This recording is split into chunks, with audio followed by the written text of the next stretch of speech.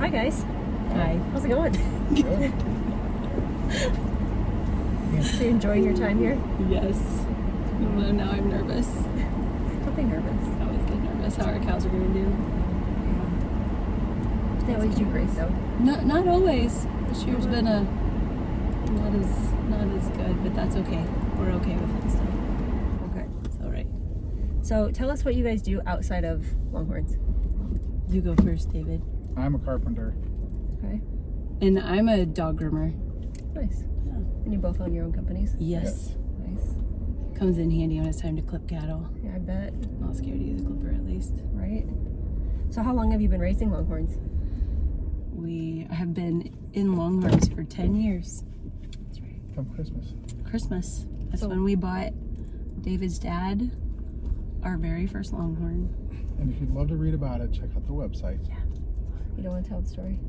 I mean, yeah, it's a long story. You cool with that? Yeah. It's kind of long. I'm good with it. All right. So it goes like, David, help me start. We bought our house in the country. Yes. And my dad said, There was nothing had been mowed like around our house. So we bought 16 acres and nothing had been mowed around other than like an acre around the house. There was no pond. We have a pond now, no pastures, no barn, no nothing. And it was just grown up. There's like mice everywhere. It was a mess.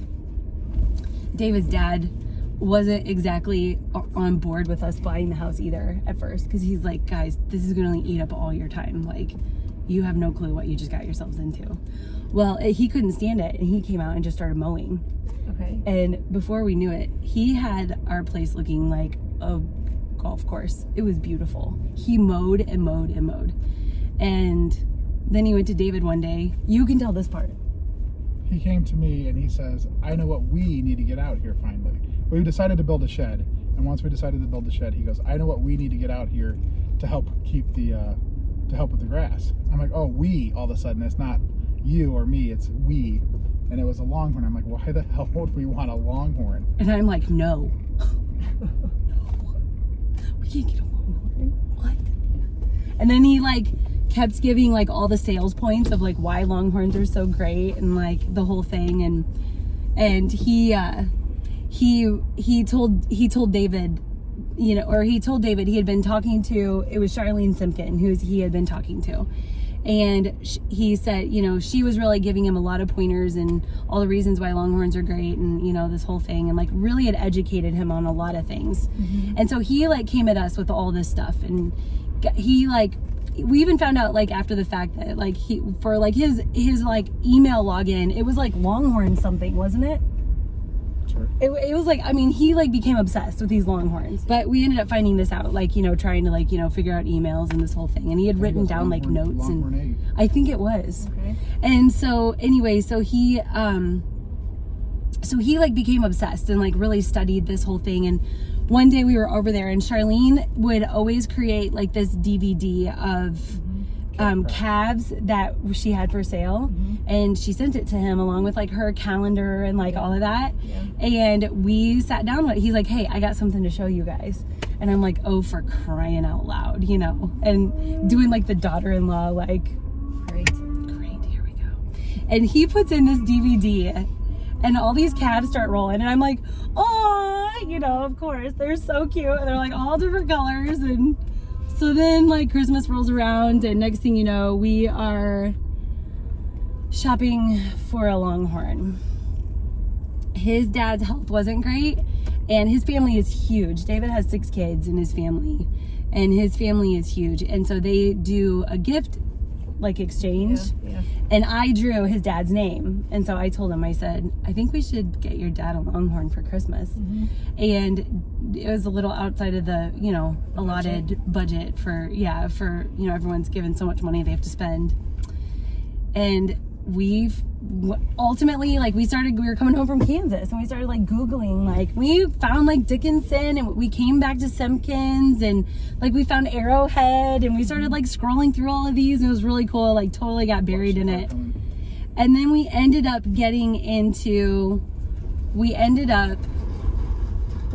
falling back just with Simpkins, because that's who she had helped him so much. Yeah. and got a hold of her and said, okay, he is like, thinks that the Shadow is like the coolest old bull in the entire world. So do you have anything with the Shadow in it? You know, and she's like, actually I have a couple that go back to him. I'm like, okay, well, this is how much we have to spend. And so she sent us a couple, and then we just picked one. Yeah. Based off of, and She's How kind of how cute. it was. cuteness. Yeah. Yeah. We had no clue. Yeah. So do you still have her? Yes. Yeah. She's gonna be there Forever. forever. Mm-hmm. Nice. She's Even if pretty you got out of awesome. it, I'd pay to keep her alive. Yeah. Yeah. Yep. So She's so David's dad, we knew he was in really bad health, and so we decided to do this just to make sure like this was something that he got to be a part of, because he was so, I mean, even like there were longhorns like in the nativity scene, like we talk about that all the time. Like he would get these like plastic ones, you know, from like Tractor Supply or whatever, and he'd put them in the nativity scene and stuff. Yeah. And so it was pretty cool. And so we gave him this longhorn, and the whole story is pretty cool. David can tell that part because he was the one that went and got, David and his sister went and got Charlotte. And it was kind of cool how we like made that all happen. So I'll let him finish that story. It's kind of a long story. your part is, Go, tell your story. so Christmas Eve is always at my mom. Like, she doesn't care about any other holiday. It's Christmas Eve. That's her. All my kids at my house. Every other holiday, do whatever you want with all the family. That's all she asks. So Christmas, the night before Christmas Eve, my sister and I drive out to Oklahoma right after work. Get there like 2 o'clock in the morning. Get up at 6. Pick up this cow, this heifer, and start driving all the way back. And we're running late, and everyone's like, "Where are they at?" Because Christmas Eve, most people are off, and we're at my mom's house. Yeah. And I made up a story about me being out of town, and my sister did too, or she got stuck at work. I forget what it was. Angie was there. We didn't have kids at the time, so it worked out pretty easy. But we get back, get her in the barn, and book it the 30 minutes to my parents' house. And usually let the littlest one, I had a nephew at the time. He was 1 or 2, Charlie. But we started at the youngest and go to the oldest. And this time we decided to start at the oldest, since my dad we weren't sure how many more Christmases we're going to have. It's like, hey, you start first. So we give him this box that has a pedigree, a picture. He opens it up. He goes, "Oh, you bought me interest in a longhorn because you can buy half interest, a third, or whatever."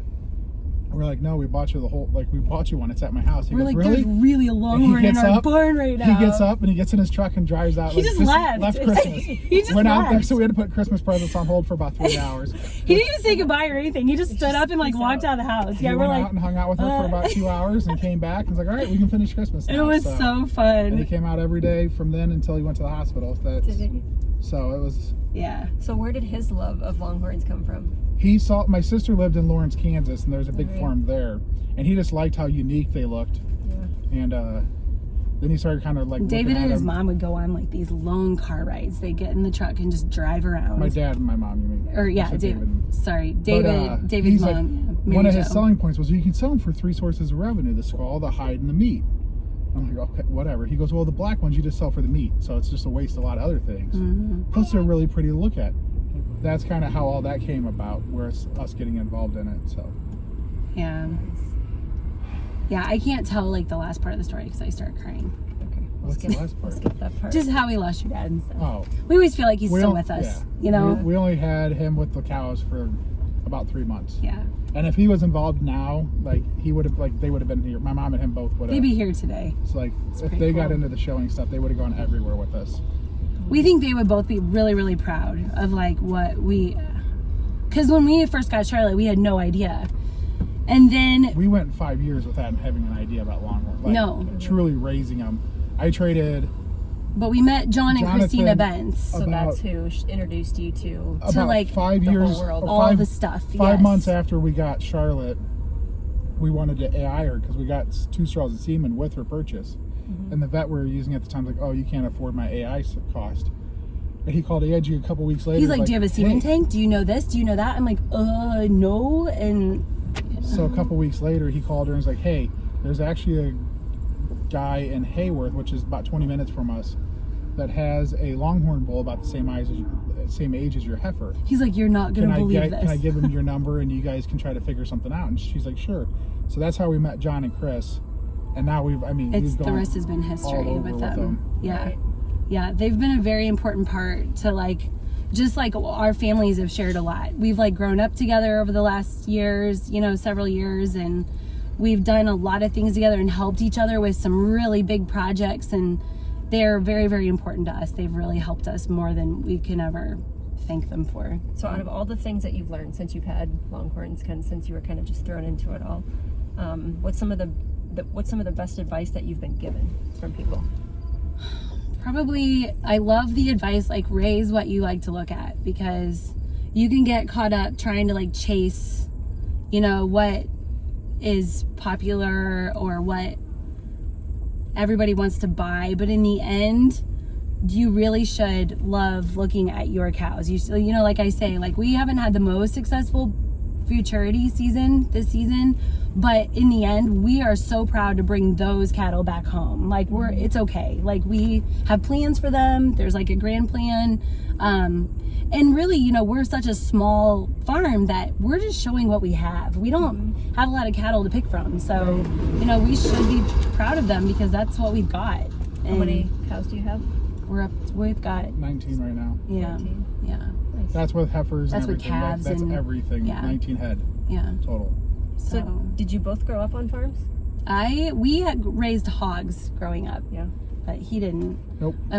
We showed hogs like at the 4-H, in 4-H. I was in 4-H for all the years I could be in 4-H. I was in 4-H. I loved 4-H.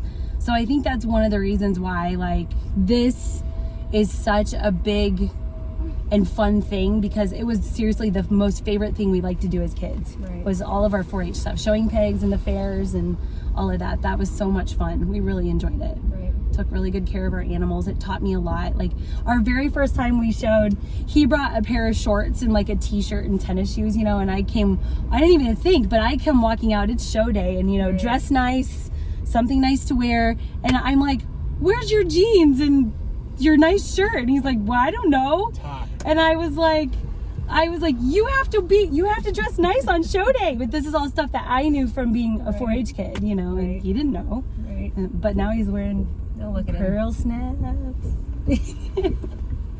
and boots. We just got to get him in a belt buckle. That's the Uh-oh. He No? says he won't do it. Not even one that has like the ranch name on it? That might be the only That one. might do it. That might be the only one. All right. Maybe someday. I got to talk Sabrina Thiel into making one for us. Yeah, she'll do it. I think does a she'd good make job. something cool enough for him. Like, She would. yeah, She could do something like super cool that he would be proud to wear. So are the boys interested in the cows? Yeah. Yeah. Augie bought his first heifer last year from Nancy Dunn, and she's beautiful, and she had a beautiful bull calf, and he sold him right away. And so he got to pick who she got bred back to this year, and he's in charge of, he does have to pay for certain aspects, but we help him on other aspects. And but he's very interested in it, and he really enjoys it and loves it. Archie's just too young, and Right. He's a He little didn't like pulling the We'll money give him out of his some time. wallet though to pay her. no, I yeah, don't that was a big understand. moment. Why are you taking all this and I only Yeah. get to keep this much? Yeah. So That was a big moment for him. A little life lesson. Yes, but hopefully that will work out really well for him in the long run. So when you all are purchasing cows, what do you look for? Usually we are always looking to diversify in our herd because our herd is so small. So we like certain like bloodlines that we know we can kind of do, you know, match up and do something cool with. So we really like getting really neat. We really like pedigrees that we feel like we can help that cow really be great. So we of course we want the cow to be a complete package of an animal as well. You know, color is important to us. I feel like we really keep color in mind when we're doing a lot of our breeding and, you know, thinking about who we're pairing who with and why. And we do a lot of AI work, and obviously body and horn. And horn is very, very important to us. We're finding though that there's just some really good producing females out there, and they don't have to have 100 inches of horn. Right. You can find a very, very awesome producer, you know, as long as they're from productive families. That's half the battle. Yep. So I don't know what else. Did I miss anything? I don't know what the question was now. Is there? Do you have a favorite color that you lean towards more? I love Parker Brown. Okay. I just don't want white. No white. Anything He but hates white, white. huh? I like white. I think it's beautiful, but he doesn't like it. Okay. Parker Brown's my favorite, and that's because we have Eternal Blossom, and she is probably the prettiest of all the Parker Browns we've ever seen. So whenever I say, like, you have to, like, love what you have in your pasture, I think that's so true, because, like, I think the reason why we love Parker Brown as much as we love Parker Brown is because she is, like, the most beautiful one we've ever seen, you know, and we get to have her in our pasture, and that's really special. Right. So, yeah. Any particular horn set? All of them. All of them. All of them. Yeah. Not picky about that. Nope. All of them. Nice. And we love breeding for horn. I mean, it's exciting to have an animal that blows out a bunch of horn. It's pretty cool. You know, it's pretty fun to watch. We've gotten to experience it with Miss Winnie June. She put on a ton of horn at a really young age, and she won a lot of futurities, and she's very, very special. And we're just so lucky to have her. That year, we had only 3 heifers born. That's it. 3 calves, 3 heifers. One was white. She didn't grow that much horn, but she's still really well bred. And she went on to a really neat little program that's kind of starting up in Iowa. Yep. And then we had Snapdragon and Junie. That was it. And we showed them and had so much fun with them. But Junie was fun because she's grown so much horn, and it's been fun to watch. Yeah. But it's not the most important thing, but it is pretty cool. It's pretty cool when it happens. Yeah, it is really fun. So would you say she's your favorite? Or do you have a different favorite? Gosh.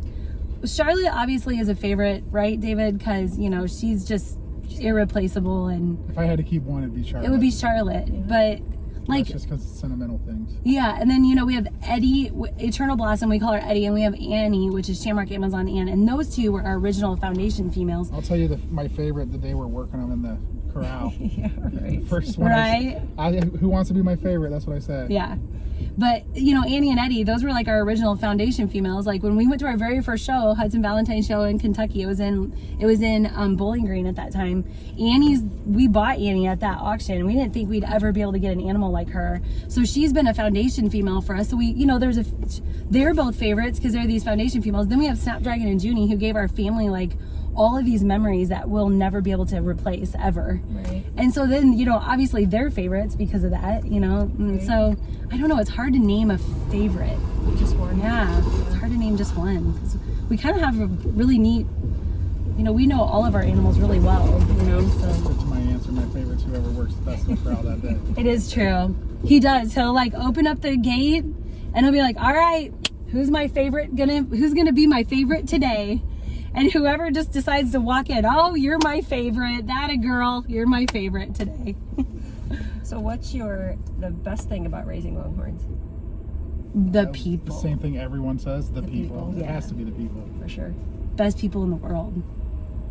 It's like a family away from family, and I don't know, we just feel like we just feel like this is like David's dad could have left some huge, you know, money inheritance or something like that, and I wish and I hope that he can see it. I hate because I cry. But he left us with like the best thing ever. I loved his parents. Well, that's good. Not many people can say they like their in-laws, right? I know. Do you want to borrow my glasses? Yeah.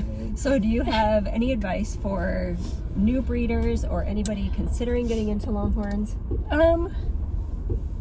You know, use good bulls.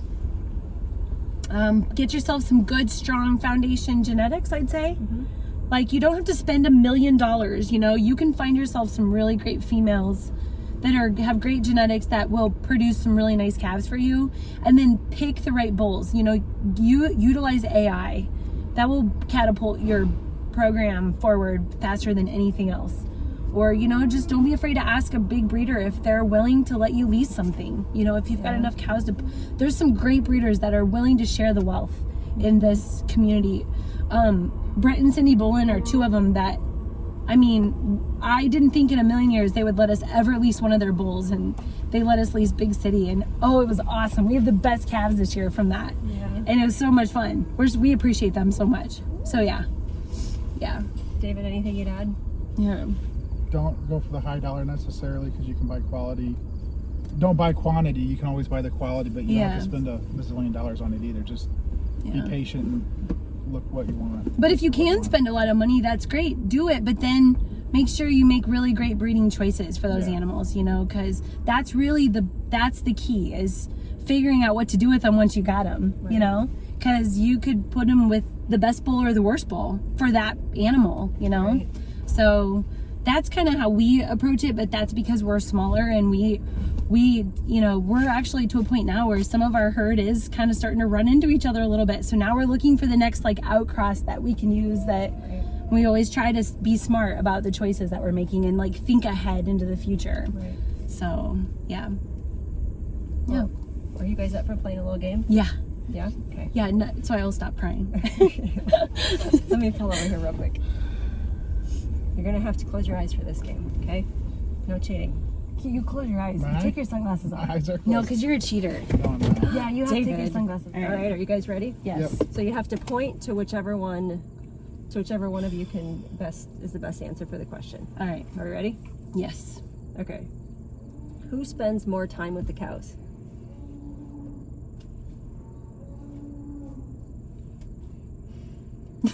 Who feeds the cows more? Who updates the website? Who picks out the best cows?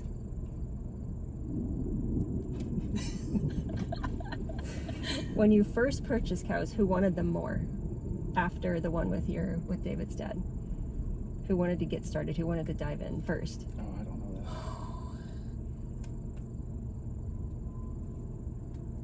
that. Okay. Who's easier to work with when working the cows?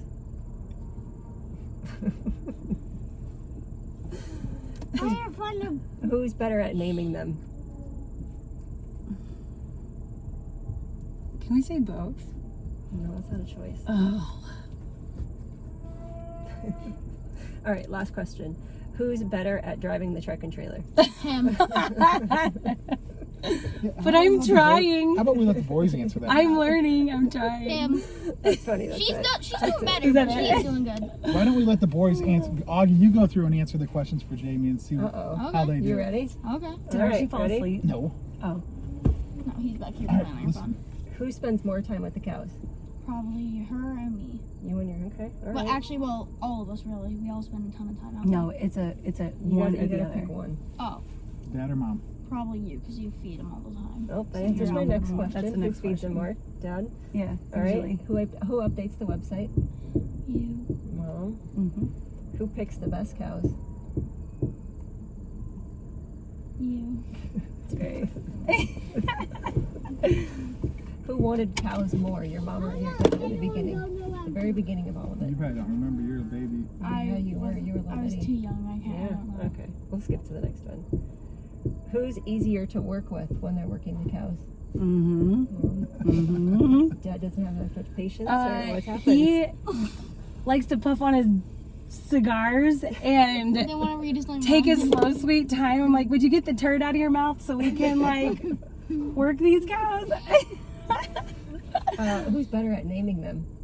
Mom or Dad? Mom. And then the last one. I think I know the answer. Who's better at driving the truck and trailer? Dad. Augie's working on it. Are you? A little bit. Not on the road. I try. around the I'm property. learning. Yeah. Angie is too. I'm learning. You'll get it. Yeah, it's scary if you've never. She likes Hauled a driving as trailer long as it's before. not through a big city, through construction, or up in the mountains. I did it though. Not like the mountains of Virginia. I did No, it. you did good. That would have scared me She did horrible. excellent on it. But for the most part, She's- I'm getting there. Cool. And I can unhook and hook it up too. So I gotta just now I 100%. no, but for the most part, I'll get Getting there. I'll get there. A little bit at a time. That's so cool. Anything else you want to mention about the farm or anything? You're located in No. Illinois. Yeah, McLean, Illinois. I got it. Okay. You know, we are working really hard to raise really nice animals. Like we want people to take us seriously, even though we're little. Like we think our calves are worth it, you know. So we really want. We try to be as competitive as possible. We do. Like we really make sure that we're breeding really great cattle, you know.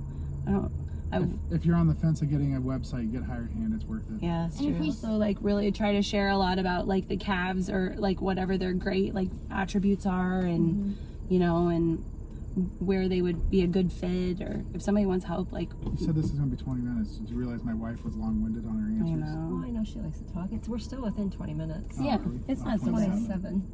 Yeah. It's not too bad.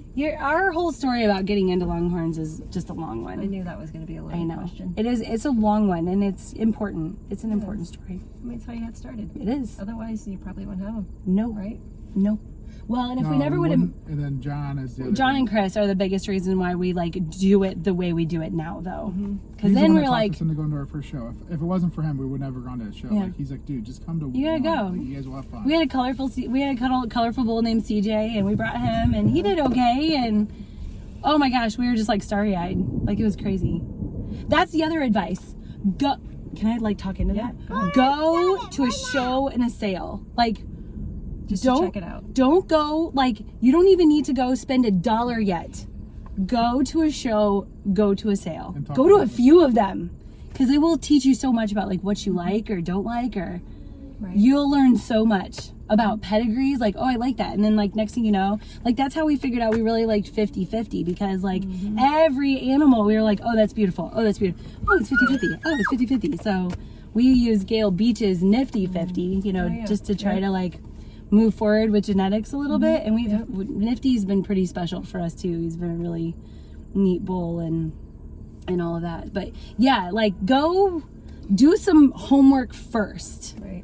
Don't just go like blow a bunch of money. Like really study this a minute. Do it.